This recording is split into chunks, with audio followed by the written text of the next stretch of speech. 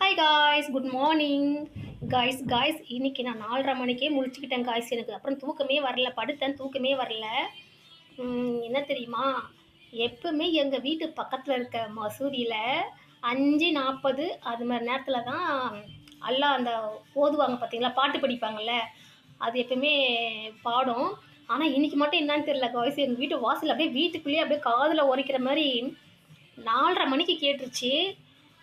என்னன்னு தெரியல, அதனால எனக்கு முழிப்பு தட்டிக்கிச்சு நண்பர்களே. ஆனால் நான் அப்புறம் படுத்து பார்த்தேன், எனக்கு தூக்கம் வரல. எனக்கு தெரிஞ்சு டைமிங் மாறி இருக்குது, என்னன்னு தெரியல, பார்ப்போம். நாளைக்கு என்ன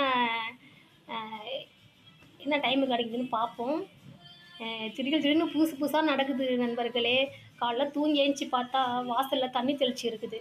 நான் வந்து காலையில் தொடச்சி கோலம் போடுறேன், அதோடு அவ்வளோதான். இல்லைனா சாயந்தரம் தொடச்சி கோலம் போடுவேன். அந்த கோல மாவில் போட்டாக்க பின்னாடி குக்கர் பொங்கி ஊற்ற போகுது.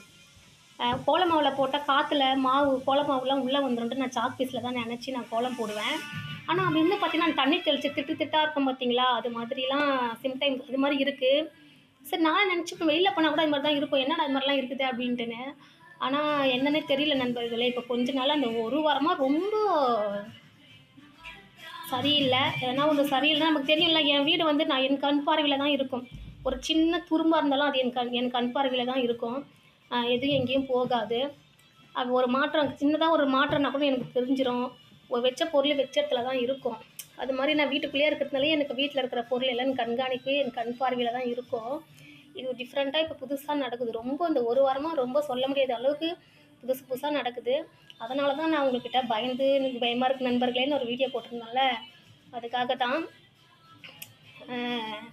இன்னும் நான் டீட்டெயில்ஸாக உங்களுக்கு வந்து ஒரு வீடியோவை நான் உங்களுக்கு கொடுக்குறேன், சரியா? சொல்ல வேண்டிய சூழ்நிலை வந்துச்சுன்னா நான் கண்டிப்பாக நான் உங்களுக்கு கொடுக்குறேன், ஓகேவா?